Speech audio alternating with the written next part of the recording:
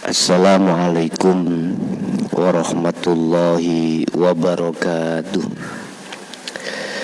Alhamdulillahilladzi asra bi abdihi lail minal masjidil haram ilal masjidil aqsa alladzi barakna ma haulahu linuriyahu min ayatina innahu wasami'ul basir. Asyhadu an la ilaha illallah wa asyhadu anna Muhammadan abduhu wa rasuluh. Allahumma sholli wa sallim wa barik alaihi wa ala alihi wa ashabihi ajma'in. Qala Allah ta'ala fi kitabil karim, a'udzu billahi minasyaitonir rajim. Bismillahirrahmanirrahim. Ya ayyuhalladzina amanu taqullaha haqqa tuqatih wa la tamutunna illa wa antum muslimun. Shadaqallahul azim. Amma ba'du.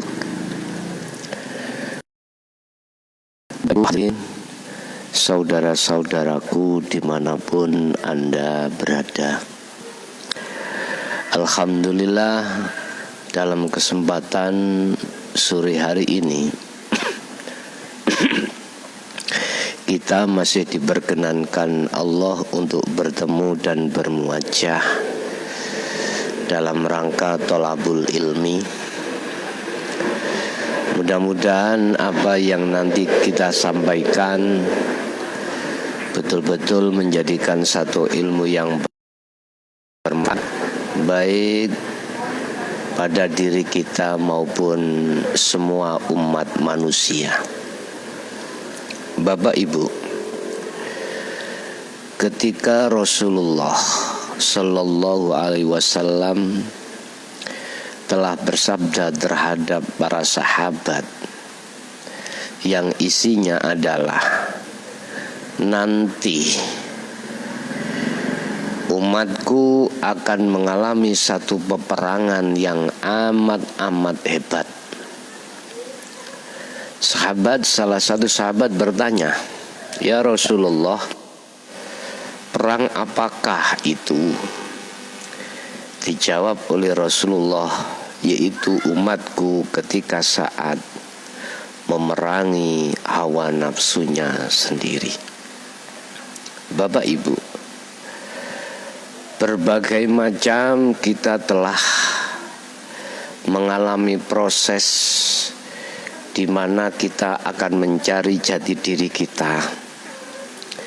Kita mencari pembimbing kita untuk memberikan satu petunjuk bagaimana caranya kita ketika saat memerangi hawa nafsu betul-betul di situ memperoleh satu kemenangan. Bapak Ibu, ketika Rasulullah Shallallahu Alaihi Wasallam bersabda bahwasanya perang yang amat berat adalah perang melawan hawa nafsu.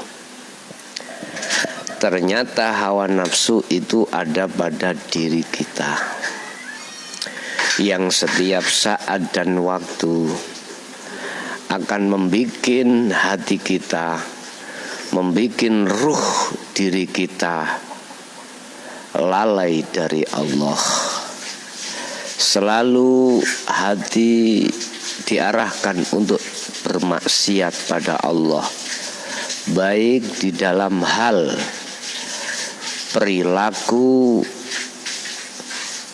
perilaku yang dikatakan di dalam hukum syariat taat, lebih-lebih perilaku di dalam maksiat. Jadi nafsu itu sendiri tidak hanya menggoda,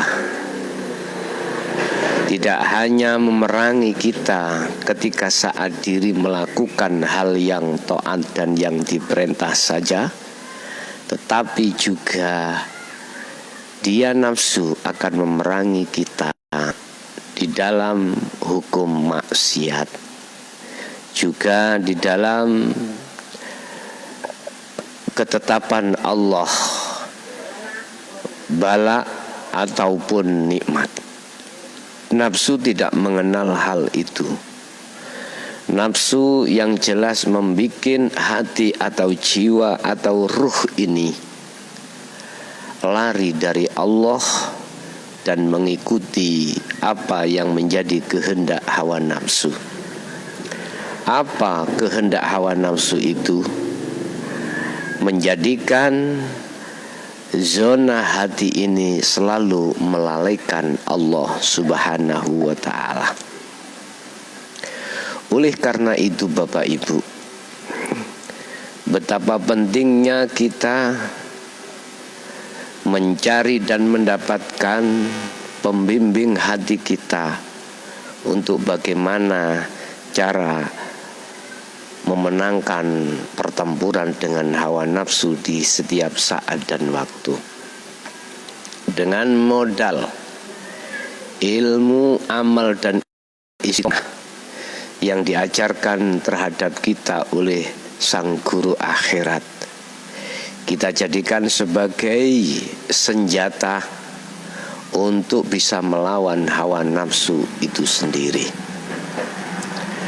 Bapak Ibu, ketika saat sudah memegang ilmu, amal, dan istiqomah, cara untuk mempertajam senjata kita hanya dengan cara kita selalu memegang teguh takwa tali Allah melalui zikir terhadapnya.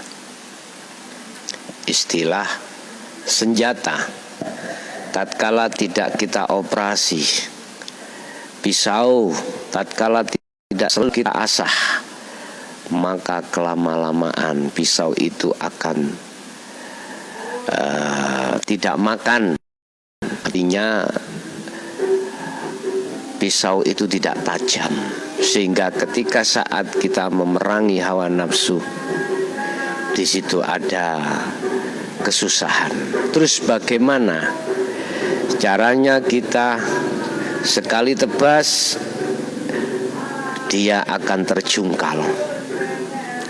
Hanya satu, sesuai dengan apa yang telah didawuhaken dening Allah Subhanahu wa ta'ala dalam satu ayat, ya ayyuhalladzina amanu taqullaha haqqa tuqatih wa la tamutunna illa wa antum muslimun. Wa qala Nabi ittaqullaha haitsuma kunta. Berarti takwa itulah yang harus selalu kita jalankan dimanapun Anda berada, dengan takwa yang sebenar-benarnya. Artinya kita jangan hanya melakukan takwa secara syariah, meninggalkan larangan, menjalankan perintah secara jasmaniah, jangan. Tetapi juga harus melakukan takwa secara hakikat, yaitu meninggalkan larangan. Apa larangan Allah? Hati berkasih sayang terhadap kesenangan dunia. Apa perintah Allah? Hati selalu diperintahkan untuk yakfur bitaghut. Artinya lari dari nafsu lewat kesenangan dunia dan menuju pada Allah Subhanahu wa ta'ala. Ini kita laksanakan di saat apapun keadaan Anda, melalui sistem zikir sirul asrar. Bapak Ibu, ketika munculnya zikir sirul asrar, biasanya itu mudah dari zikir sirri, maka zikir sirri itu harus juga kau kumandangkan. Tidak mengenal waktu, tidak mengenal tempat, tidak mengenal keadaan apapun. Sekali lagi, apapun sikon kondisi kita, tetap pegang teguh takwa sebagai tali Allah melalui zikir terhadap Allah Subhanahu wa ta'ala. Bapak Ibu, sampai-sampai Allah memberikan Perintah zikron kasiron, sebanyak-banyaknya kau zikir. Berarti di situ tidak mengenal waktu dan tempat, apapun keadaan kita. Hal yang untuk mempertajam pisau itu kita asah. Hal yang untuk mempertajam makrifat terhadap Allah, takwa melalui zikir yang selalu Anda lakukan. Bapak Ibu, manakala hal itu betul-betul kau pegang teguh, berarti kau jalankan dengan sungguh-sungguh. Aku yakin hal itu akan mudah Anda untuk menghindar atau melemahkan nafsu pada diri Anda masing-masing.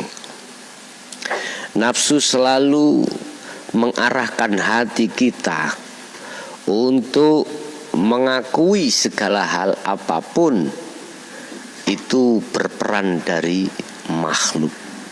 Sebab manakala ini muncul di dalam hati kita, yang terjadi akan muncul beberapa sifat yang dicela.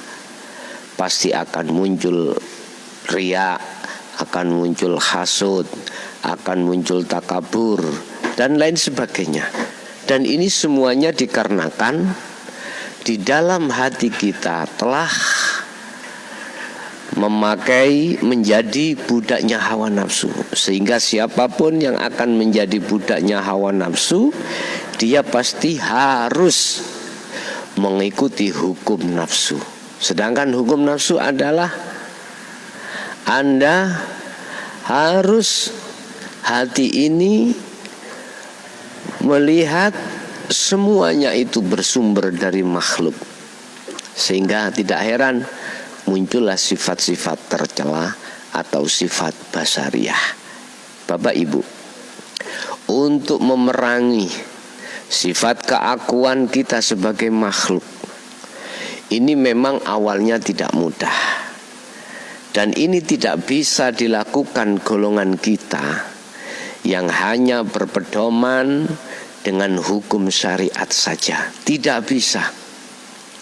Jangankan di luar sholat, di dalam sholat pun telah dikalahkan oleh hawa nafsu. Dengan hati ini telah mengakui atas semua apa, kehendak atas semua apa, perilaku atas semua apa, peran itu pasti kita akui kalau kita yang melakukan. Lah, posisi hati yang seperti ini, maka jangan heran jikalau hati kita akan ingat sana, ingat sini, yang kesemuanya itu urusan duniawiyah.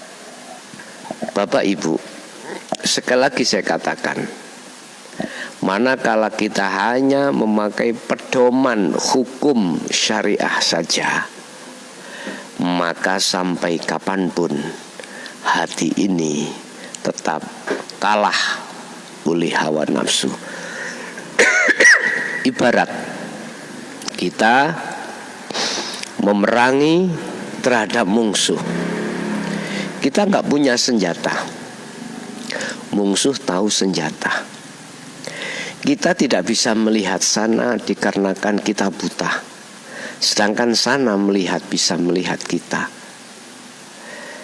Secara logika kita tidak akan pernah menang.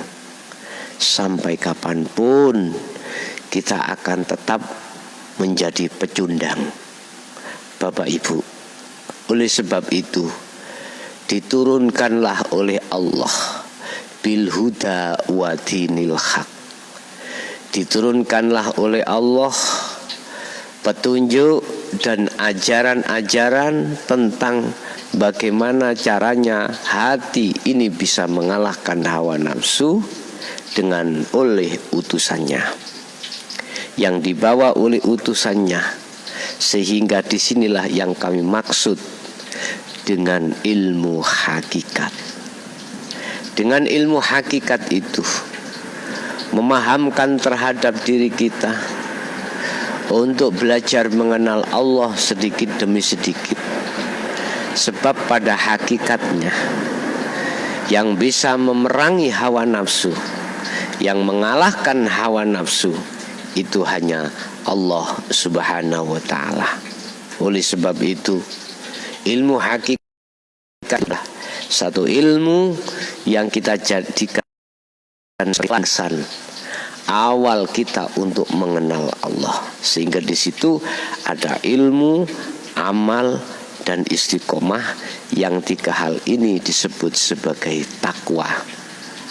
Bapak Ibu, ketika senjata itu telah terbawa oleh kita, alias takwa secara hakikat itu kita bawa, maka di situ Anda akan bisa untuk menetralisir, Anda untuk mendeteksi pergerakan daripada nafsu pada diri Anda.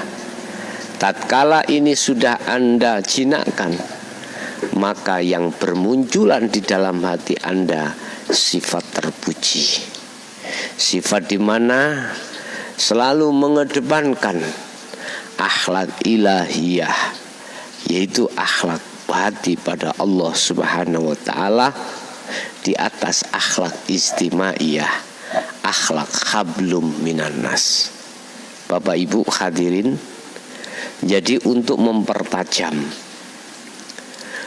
kemakrifatan Anda, mempertajam senjata Anda yang tiap saat dan waktu Anda selalu berperang melawan hawa nafsu, Anda harus memegang teguh tali Allah yang kami sebut sebagai takwa dengan memakai sistem zikir sirul asror. Bapak Ibu, itu sedikit apa yang kami sampaikan. Semoga senantiasa bermanfaat. Akhirul kalam, hadzanallah wa iyyakum wal afwa minkum. Assalamualaikum warahmatullahi wabarakatuh.